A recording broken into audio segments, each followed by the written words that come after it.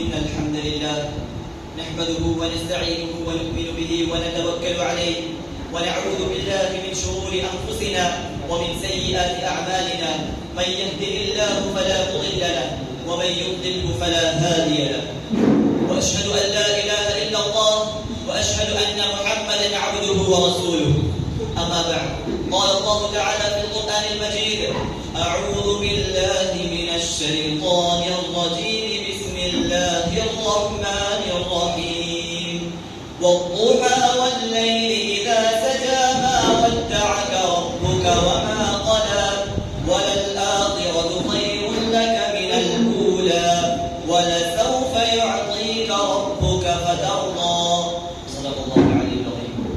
قال رسول الله صلى الله عليه وسلم لقد أخذت في الله وما يخاف أحد ولقد أوذيت في الله وما يؤذى أحد أو كما قال عليه الصلاة والسلام. Respected teachers, juries and all who gathered here, Assalamu alaikum wa rahmatullahi wa barakatuh. Wa alaikum assalam wa rahmatullahi wa barakatuh. This life of ours is full of trials. There is no stage in our life except that we face in it anxieties, stress, grief and worries. If you look at the life of our Prophet sallallahu alaihi wasallam, he faced far more powerful struggles than we did. His anxieties were far more greater than anything we can imagine. And the Prophet sallallahu alaihi wasallam said, لقد أخذت في الله وما يخاف أحد ولقد أوذيت في الله وما يؤذى أحد. And Allah reveals at the very first major crisis of his life, of his spiritual life, Allah revealed the surah that will be the subject of his speech today. Because it deals with how to grapple with anxiety and stress. It deals with what to do when you're facing challenges. It deals with what to do when you're so overcome. You might be verging on depression. There was a time frame, some scholars said up to 6 months, Allah did not reveal any Quran. And the Prophet ﷺ began wondering, what's wrong? Allah doesn't love me anymore? This type of feeling that now we call the borderline depression and anxiety. These feelings of doubting your self-worth, they came to none other than the greatest human being ever to walk the face of this earth. Then, at the very end of this time frame, Abu Lahab's wife taunted him and said, what's wrong? We haven't seen any Quran for so long. Maybe your shaitan has abandoned you.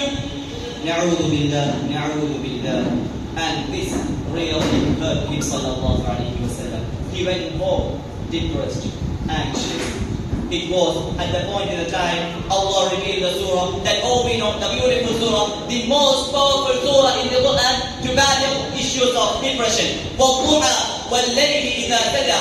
What does the dawn symbolize? The beginning of new era. It's new day. It's new opportunity. It's new hope. Yesterday is gone. Today is new day. وَالضُّحَى. And this is how Allah begins the surah. Don't look at the past. Look at the future. Don't worry about what happened. Today is new day.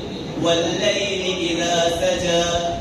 And the night when it becomes calm, which is the time of sukoon, which is the time of sleep. When you go to sleep, as well the worries of this dunya go away. When you wake up, the sun is coming up. No matter how bad was yesterday, today is new day with new opportunities.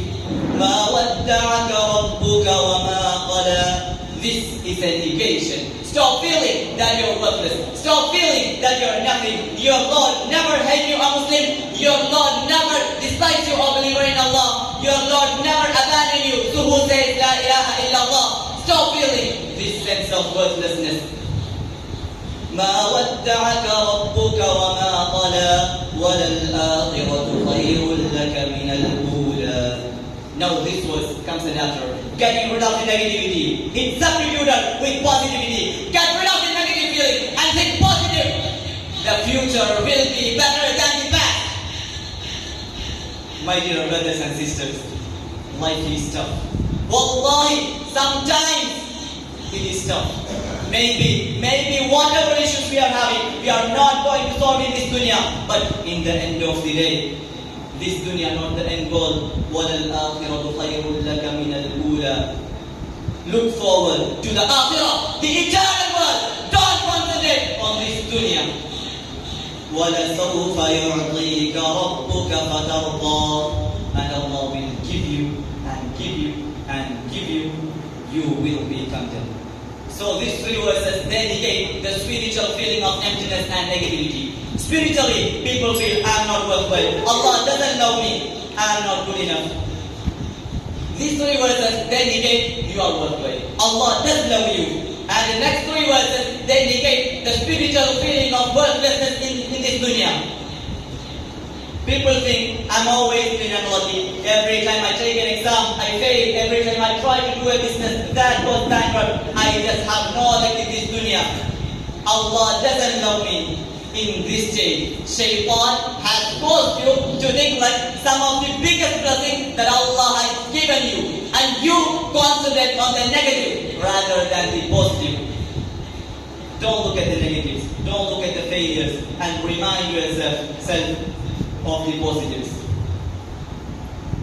The future will be better than the past. And always concentrate on the blessing and examine them rather than what you don't have. I'm concluding my words by saying, فَأَمَّا بِنِعْمَةِ رَبِّكَ فَحَدِّثْ فَأَمَّا بِنِعْمَةِ رَبِّكَ فَحَدِّثْ فَأَمَّا بِنِعْمَةِ رَبِّكَ فَحَدِّثْ وآخر دعوة الحمد لله رب العالمين والسلام عليكم ورحمة الله وبركاته. عليكم السلام.